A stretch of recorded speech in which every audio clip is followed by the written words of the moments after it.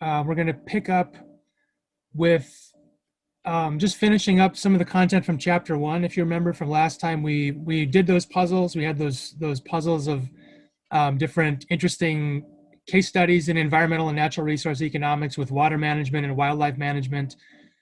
And then we kind of started to introduce the idea of ecological economics as being a little bit of a distinct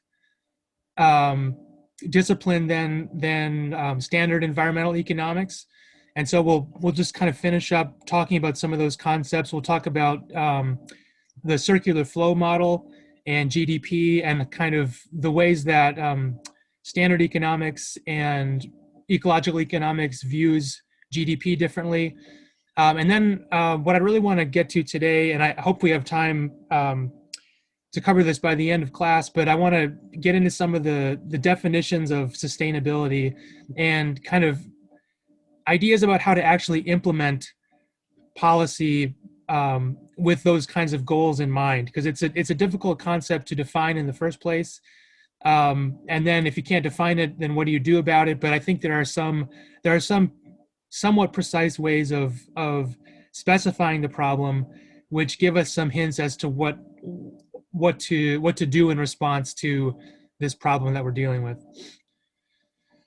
We introduced this idea of ecological economics, which contrasts with environmental economics proper. So this ecological economics philosophy is more inclined to view human activity and economic activity as being dependent critically on natural resources and ecosystem support services. There's both sort of two main ways that we use the environment. One is as a source of materials. We draw upon the environment for wood and crops and plants and animals and air and water. We draw upon the environment for sources of materials, and then we also use the environment as a repository for our waste. So after we're done using that stuff, the environment is the only place where it can go. It can't leave the earth, and so it's put back into the environment. And so the ecological economics is much more likely to see economic activity as critically dependent on those functions, both the source of materials as well as the ability to dispose of materials in the environment. Ecological economics is going to be a lot more focused, at least in terms of sustainability. It's going to focus more on the physical ecology itself, the actual state of the planet, the state of the ecosystem is going to be a lot more central to the evaluation in ecological economics.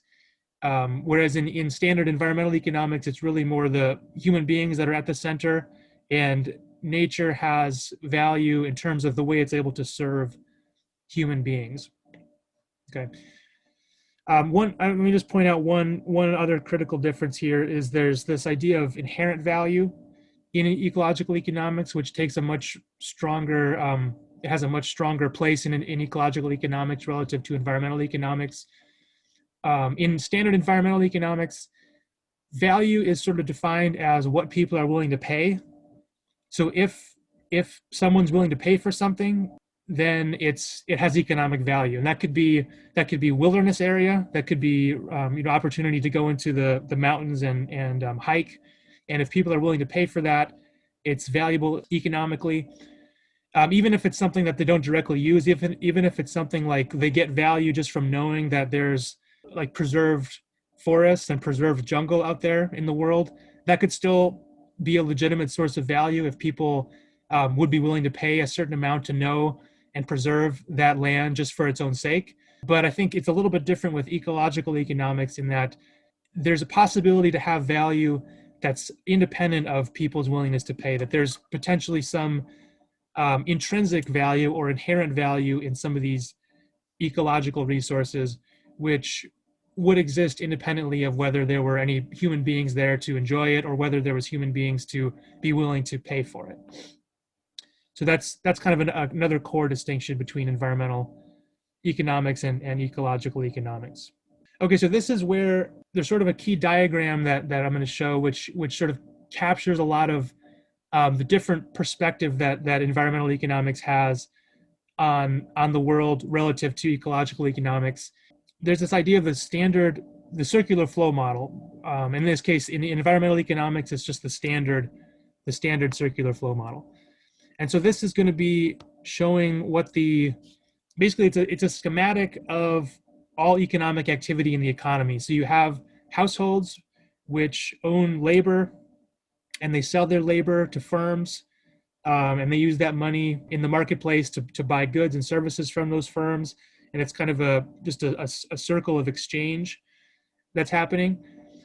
And it's not directly accounting at all for any of the wastes that are produced, or any of the pollution or the waste products that are produced in the process of that economic activity. There's also the fact that natural resources are sort of taken for granted in the standard circular flow model. These are kind of taken for granted. You know, they sort of come into the production process, but they're really just part of this idea of a land resource. Standard economic theory, there's sort of four basic types of resources. There's labor, there's capital, there's land, and then there's a fourth one which is kind of a little bit intangible, but it's sort of entrepreneurial. I can't remember how to spell it right now, but it's something like that, I think. Entrepreneurial ability is sort of what the owners of firms, the owners of firms bring to the table in terms of organization and choosing how to mobilize resources. So these are kind of the physical resources, land, labor, and capital, and then they're mobilized by entrepreneurs to produce products. So those are sort of the standard ideas about what resources are in economics. And natural resources, these things like the minerals, the water, the energy resources, the forests and the fisheries, those are just merely sort of included in the land, this land variable. And nothing really more is specified about it. It's just assumed to kind of exist. And you can draw from those land resources and use them in production, but there's no sort of systematic treatment of what happens to those resources if they run out, or what happens to the environment when it gets too polluted. This is the diagram that I was talking about. So this is households who are earning payments from firms. So firms are paying wages to households, and households are selling their resources to firms. They're selling their labor, their land, their capital to firms. That's the bottom part of this. And then the firms in turn are selling goods and services to households, who are then paying those firms in cash. So the inner circle there, the sort of the light blue inner circle, is money. That's the exchanges of money. The outer circle is the exchanges of actual real resources. This here is sort of the quantity of goods exchanged, or the sort of the value of goods exchanged, is known as GDP, or gross domestic product. And so you can think about that as there's actually three different ways of calculating it in economics. One is just figuring out how much consumption there is, either consumption by private citizens, or consumption by the government, or investment by business owners. So those are all included in consumption. That's one way of thinking about GDP. Another is income, and it's the same idea. It's two sides of the same coin. Anything you consume, you have to have income in order to pay for it. And any payment you make for something that you consume is somebody else's income. So those are just two different ways of looking at the same thing, either to the total consumption in the economy, or the total income in the economy. And then there's actually one final way, which is value added. So consumption has to equal income by definition, but it's also true that the total value of the final products that are sold in the economy have to be the sum of all the value that's added to the product along the production process. So you take minerals out of the ground and you transform them. You take iron ore and you refine it, and then that raw metal is then taken and then shaped into different forms, and other things are added to it to produce all kinds of goods that we buy in the economy.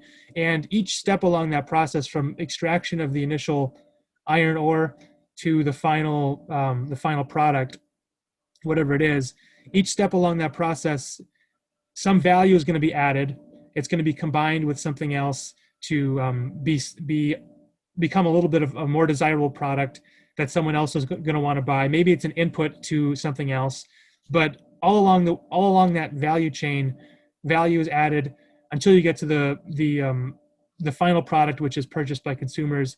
And so, if you add up all the value added along that supply chain, in theory, you should get the same thing as these two other values of consumption and income. So those are three different ways of thinking about GDP, but it's essentially trying to capture the total value of all the goods and services that are exchanged in an economy. That's what this circular flow diagram is capturing, is that GDP. Anytime a payment is made from a firm to a household, that's income. Anytime payment is made from a household to a firm for a good or service, that's consumption. And those two are two sides of the same coin. Those are equal to each other. And so this circular flow diagram sort of captures GDP. Now the trick is that this standard circular flow diagram, again, sort of takes for granted the fact that you need inputs in order to produce these goods that are being bought and sold in this economy. So that circular flow diagram takes those inputs for granted. It assumes that there's going to be those inputs available, whereas the expanded circular flow diagram, or this expanded circular flow model, understands that natural resources are essential to that process and doesn't take them for granted. It wants to actually account for those in the model and deduct from GDP if some of those stocks of resources are depleted. We'll talk a little bit more about that. That's something that we'll revisit a little bit, maybe in like week 8 or 9, different ways of what's called green accounting, or accounting for natural capital. And that'll be something that we revisit in a little bit more depth later on. But just know for now that the ecological economic perspective is much more inclined to want to account for those stocks of resources in that circular flow diagram rather than just take them for granted. Another important distinction that ecological economics wants to make is you want to think about the Earth as a closed system, which means that anything that we want to produce has to come from the Earth, and anything we want to dispose of has to go back into the Earth. It's all sort of contained inside the planetary ecosystem, and there's no way of escaping it. There's no way of getting out of the fact that this material, after you've used it, has to eventually go somewhere. It has to be disposed of either into the atmosphere or into the water systems or just into the ground. And so there's sort of like a sort of a capacity for the environment to both provide the materials as well as assimilate the waste. And because we can't go anywhere else, we don't have any other planet right now that we can go to. It's all got to be within that system. And so it sees the Earth as a closed system, where anything that we produce has to come from the Earth, and anything that we throw out has to go back to the Earth. And eventually, we don't have anywhere to go, so we have to deal with the effects of that. The one kind of analogy you can use to think about this is, like a spaceship. So there was a kind of an interesting article written by an economist back in the 60s called the economics of coming spaceship Earth, where he's trying to use this analogy of a spaceship where, if you're astronauts in a spaceship, you're going to be just extremely careful about everything you do, because whatever you need to consume or whatever actions you're trying to take inside that spaceship, you don't have anywhere to get resources except for everything that's inside the spaceship. And you also don't really have anywhere else to put it after you're finished with it.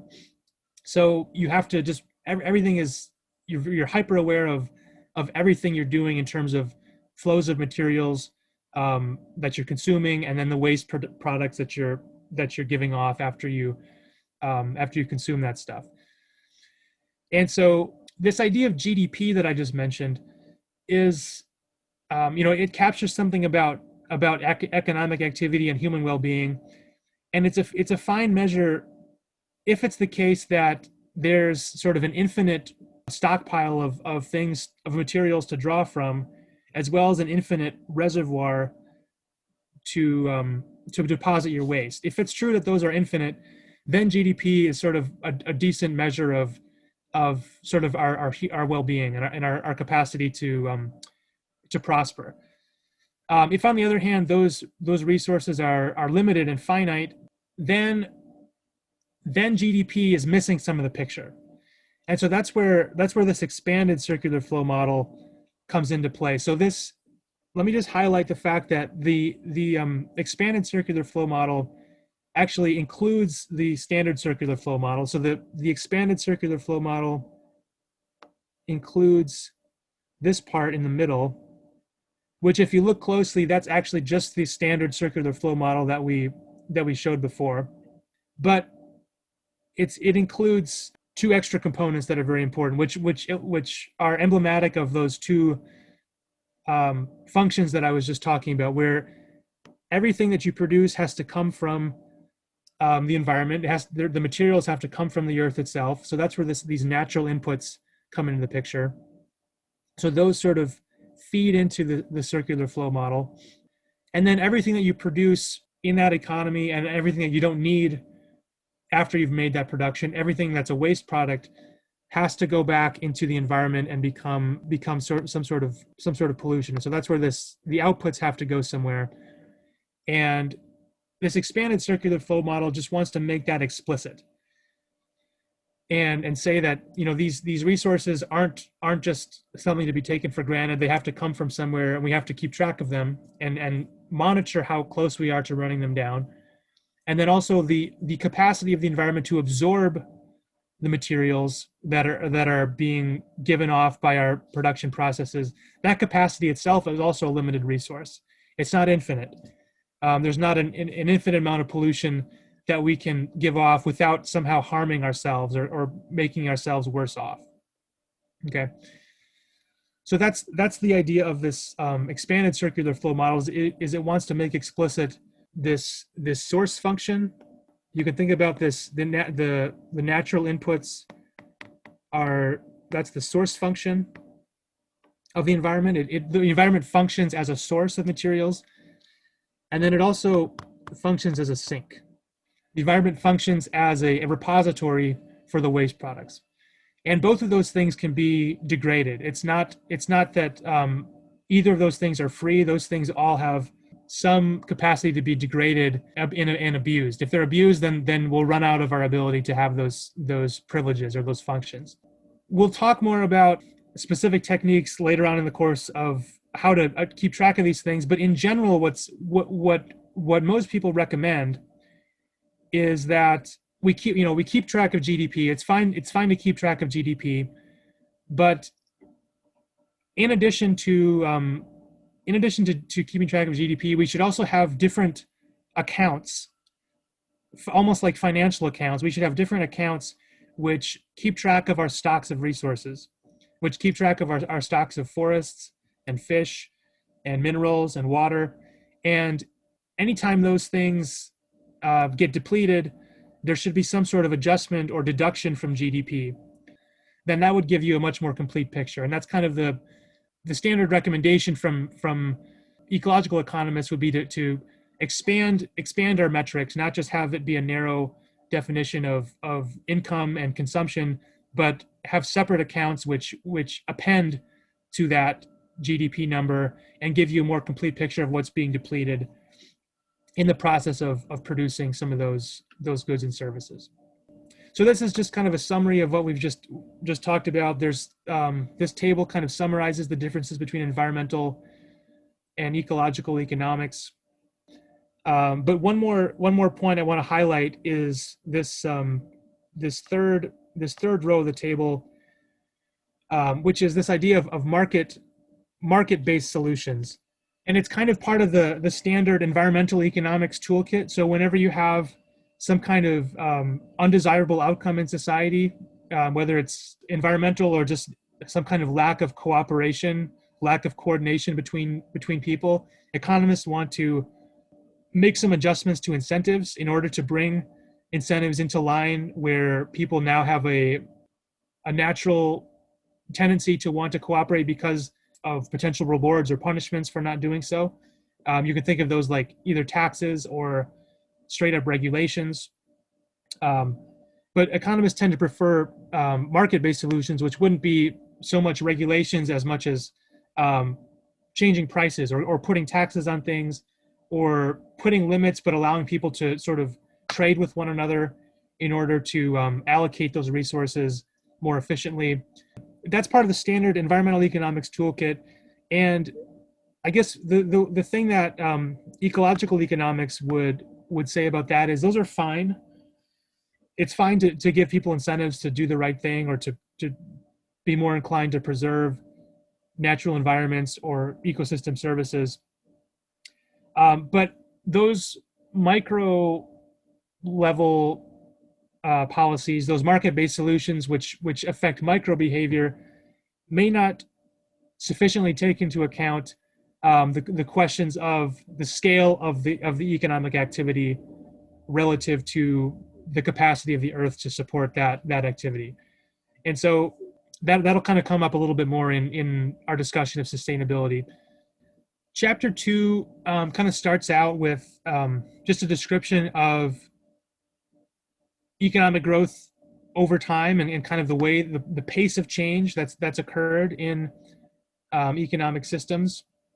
So there's some pretty amazing facts here that between, roughly, you can think about the Industrial Revolution as beginning sometime in the 1700s, perhaps.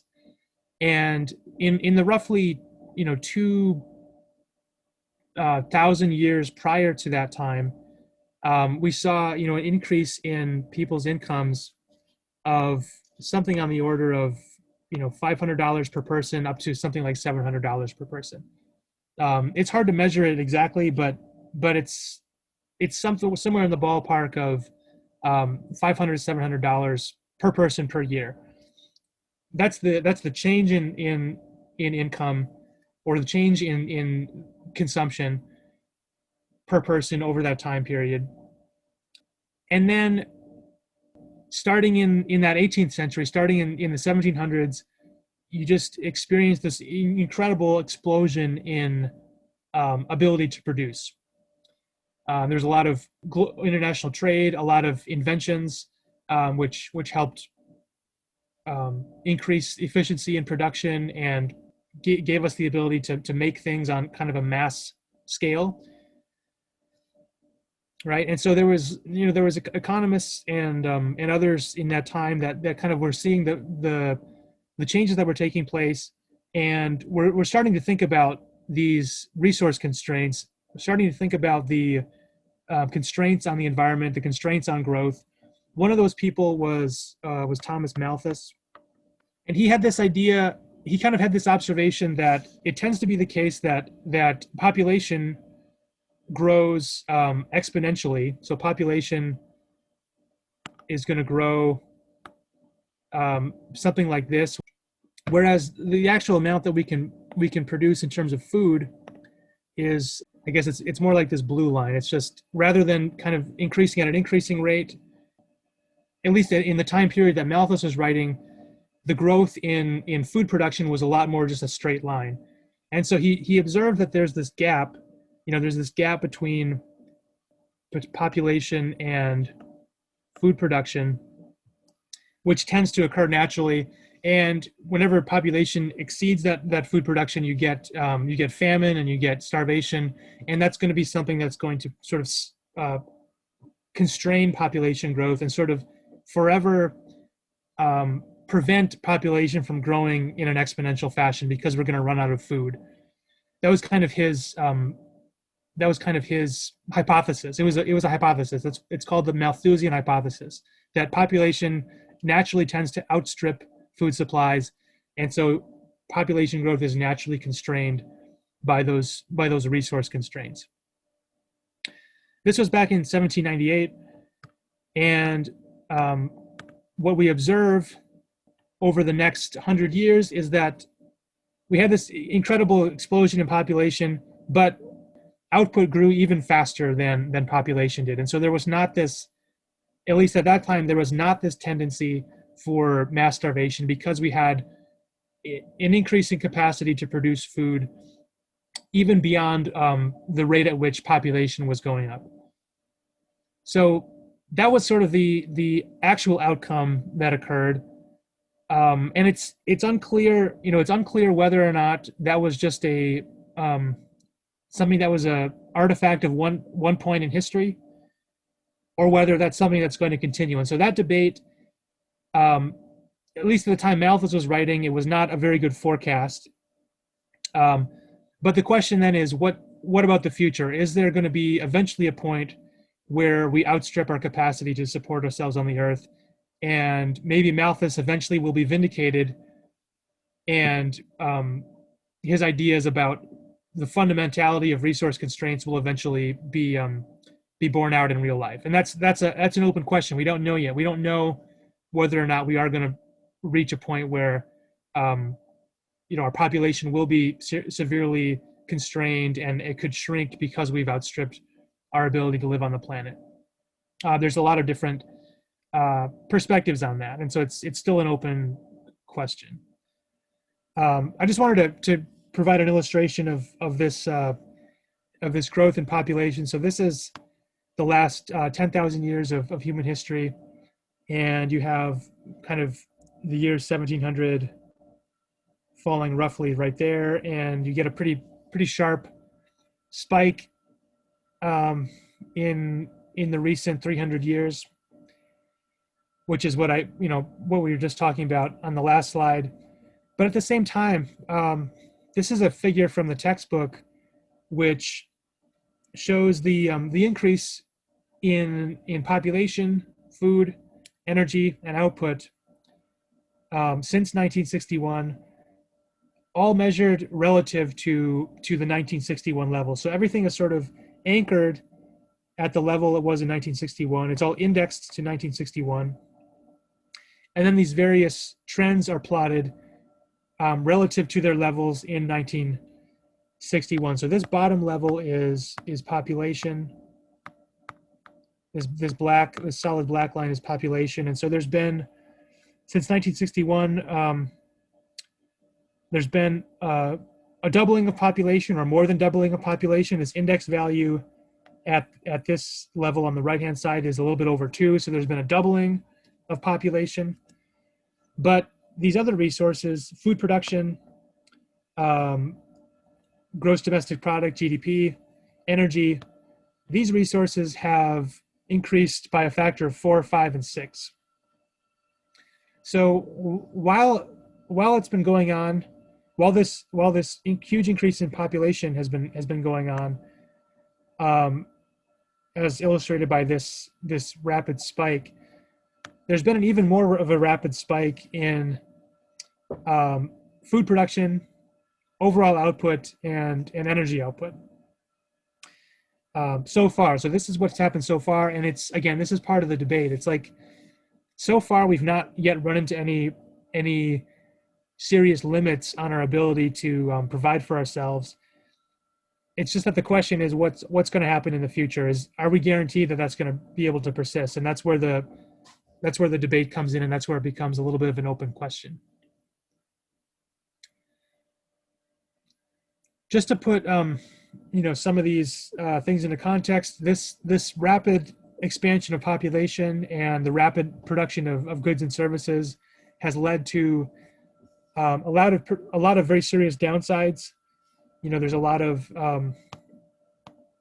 poisonous and harmful chemicals and substances that have been injected into the atmosphere. CO2 obviously is one of them, but even just things like sulfur dioxide and nitrous oxide, SO2 and NO2. Those things are local air pollutants that produce harmful effects for people's eyes and lungs. They produce eye and throat and lung irritation. Those things are accumulating in the atmosphere. We have, water pollution. We have loss of biodiversity. We have lots of previously unknown chemicals that have been only recently been produced in the process of our new manufacturing processes, and those are getting deposited back into the environment with unknown effects. And so there's all these ways in which this economic growth has had a lot of costs to society. And I don't want to go into too much detail on this because there's a lot of really nice description of this in the textbook. So I would refer you to the textbook for a longer fleshed out version of kind of all these different costs, and we're familiar with a lot of them. But I did want to highlight the fact that this picture is not all bad. And in one particular way, there's been a lot of very positive developments that have come over time. So one of them is sort of captured by the following picture here. This is kind of a cumulative distribution function for the year 1800, 1950, and 2012 in terms of life expectancy. So the left-hand side of this graph is like the people that die earliest on average in the world. The right-hand side are the people that live the longest in that society or in that time. So in 1800, if you look at the period of 1800, the people that live the longest live to about 40. People that live the shortest live to about 25. Obviously, people die earlier than that, but it's kind of like the different regions of the world are sort of averaged in this way to come up with like a average life expectancy for sort of the richest areas versus the poorest areas. So the richest areas on average live to about 40, poorest live to about 23 in 1800. And then in 1950, we get this huge increase in life expectancy for the sort of the top part of the distribution. So people, instead of dying at 35 or 40, are now living on average to 50 and 60 and beyond. And for a lot of this part of the distribution, like the top half of this distribution is seeing a large increase in their life expectancy. There's not as much increase in the bottom part between 1800 and 1950. There is some, but it's a little bit muted. But then the key point here is that between 1950 and 2012, the rich countries start to increase in their life expectancy by quite a bit. So they go from between 60 and 70 up to 70 and 80 and above in terms of life expectancy by 2012. But then all the poor countries on the left-hand side here, they increase by quite a bit at that time as well, to the point that you have a lot of these countries, even the ones in the bottom quarter of the distribution, they are living as long as the richest countries in 1950. So in 2012, countries in the bottom quarter of the health distribution are living as long as the richest countries in 1950. So there's been a lot of very positive developments that have come along with this economic growth. It's not been just that we have more cheeseburgers and video games and things like that to eat, but we have a lot of capacity to flourish as human beings, where we're not as worried about our children dying, before the age of one any longer. A lot of those diseases and illnesses that would kill very young children are no longer a serious threat to us today, and we have a lot to be thankful for in terms of the ways that our lives have been made better, not just materially, but also through our bodies just not breaking down and dying as early, and being able to enjoy life, enjoy our families. Again, parents not having to worry about their kids dying as infants at the same rate as they used to, which was really the norm back in this 1800 and earlier period. So that's just a kind of a picture of some of the great benefits that we've achieved as a result of some of this economic growth. I'm just going to introduce some of these concepts. Well, I'll preview them now, and then we'll talk about them more in depth later. But this is kind of the crux of some of your readings that I assigned, especially the Toman, the Michael Toman difficulty in defining sustainability reading. It kind of gets at this idea of strong versus weak sustainability. So strong sustainability is this idea that particular environmental resources, particular ecosystems need to be preserved, and there's really no substitute for those things. Those should be preserved independent of whether we can substitute them with something man-made. Whereas weak sustainability says, as long as we can deplete those resources, but produce something else that's equally valuable and make people at least as well off as they were before, then we are sustaining human well-being, and future generations will be just as well off as we are, if not better. And that's enough of a goal to try to achieve in terms of sustainability. Those are kind of different philosophies of sustainability, which are kind of contrasted in terms of the environmental economics versus ecological economics philosophies that I brought up before. And we'll get into a little bit more specifics of how those definitions might be actually implemented in practice. We're out of time for that today, but that'll be where I kind of pick up on Wednesday. So make sure if you haven't yet,